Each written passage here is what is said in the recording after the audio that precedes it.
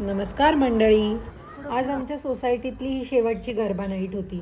गेले 9 दिवस चालू असलेल्या या उत्सवात आज प्रथमच वेळ मिळाला आणि खाली गेले. आणि खरंच पोडियमवरची सजावट बघून तर मन अगदी प्रसन्न झालं.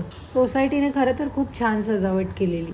ती इतकी अप्रतिम सजावट बघून असं वाटलं की ज्यांना गरबा खेळताही येत नसेल ते सुद्धा जातील ती सजावट बघून. ग्राउंडच्या मधोमध सुंदर देवीची मूर्ती, लाईट्स आणि पार्श्वभूमीला चालू असलेले गरब्याचे गाणे, सगळं वातावरण अतिशय उत्साही आणि प्रसन्न होतं. इकडे पाऊस पडल्यामुळे आज जरा लोक हळूहळू येत होती, म्हणजे थोडा वेळ घेऊन येत होते, लवकर आले नाही.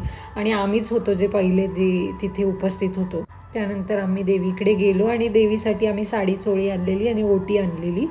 तर देवीच्या पाया पडलो, साडी चोळी वाहिली, ओटी भरली आणि आशीर्वाद घेतला. आणि शेवटी देवीला धन्यवाद करून मग तिथून आशीर्वाद घेऊन निघालो. वातावरण खूपच थंड होतं आणि उत्साह खूपच जोरदार होता. त्यानंतर आमच्या सोसायटीमध्ये देवीचा हवन होता, तर तिथे सुद्धा आम्ही गेलो आणि देवीला एक साडी चोळी अर्पण केली आणि देवीची ओटी भरली.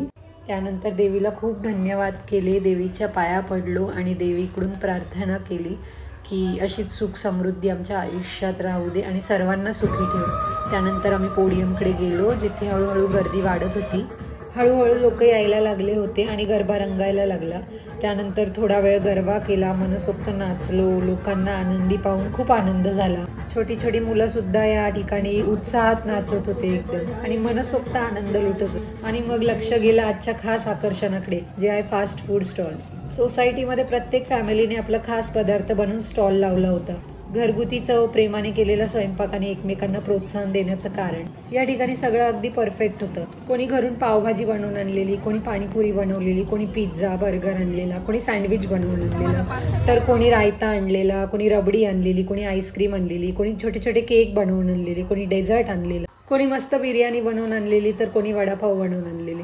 आम्ही तर प्रत्येक स्टॉलवर जाऊन थोडंसं चाखून बघत होतो आणि असं करता करताच प्रत्येकाला थोडं प्रोत्साहन देत होतो, जेणेकरून त्यांना प्रोत्साहन मिळावं आणि पुढच्या वेळेस त्यांनी अजून स्टॉल लावावे.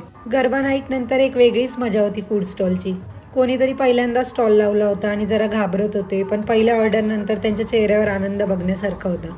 एका काकूंनी तर गुजराती ढोकळा केला होता, जो इतका मऊ आणि टेस्टी होता की 5 मिनिटात सगळं संपलं. एका छोट्याशा मुलीने तर आई बरोबर मिळून कपकेक्स विकले आणि सगळे किती क्यूट आहे म्हणून घेऊन गेले. तिचा उत्साह पाहून सगळ्यांना आनंद येत होता. लोक म्हणत सुद्धा होते की हे तर रेस्टॉरंट पेक्षा पण भारी आहे आणि प्राइस रेंज सुद्धा खूप रिझनेबल होते. काही लोक तर म्हणत होते कसं काय इतकं स्वस्त आणि छान, मला या स्टॉलची रेसिपी पाहिजे. आम्ही पाणीपुरीच्या स्टॉलवर गेलो आणि विचार केला फक्त 1 प्लेट खाऊन निघूया. पण 1 नाही, 2 नाही, 3 नाही, तर तब्बल 4 प्लेट पाणीपुरी आम्ही खाल्ली. पाणीपुरी म्हणजे सगळा जिव्हाळ्याचा विषय आहे. पाणीपुरी खाणारे सुद्धा खुश आणि पाणीपुरी देणारे सुद्धा खुश. एका स्टॉलवर चॉकलेट डोसा असा बोर्ड होता. सुरुवातीला सगळे थबकले, डोशात चॉकलेट हे काय नवीनच, पण क्युरिओसिटीनुसार लोकांनी ऑर्डर दिल्या. एक स्टॉल तर पूर्णपणे 10-12 वर्षांच्या मुलांनी चालवला. त्यांनी केलेली भेळ म्हणजे ओली भेळ सगळं स्वतःच हँडल केलं. ऑर्डर घ्या, सर्व करा, पैसे घ्या. काही जण दर स्टॉलवर जाऊन म्हणत होते थोडंसं टेस्ट करू का. एकूणच खूप छान वातावरण होतं. देवीचं दर्शन, गरबा, सजावट आणि सगळ्यांनी एकत्र येऊन एन्जॉय केलेली फूड स्टॉलची मजा. गर्दी, गप्पा आणि पाणीपुरीच्या 4 प्लेट्स घेऊन मी व्हिडिओला इथेच विराम देते. पुन्हा भेटूया अशाच गमती जमतीसह. भेटूया पुढच्या व्हिडिओत. सर्वांना हॅप्पी नवरात्री आणि शुभ दसरा.